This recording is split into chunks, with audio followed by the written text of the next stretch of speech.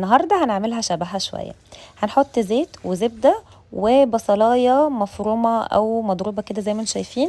عايزين البصله بس نقعد نقلبها لحد لما تبقى لونها ذهبي فاتح كده. هننزل عليهم بقى برز خيرنا اللي يجنن، من اجود انواع الرز اللي هتستخدموها، ولو شفتوه هاتوه على طول على ضمانتي.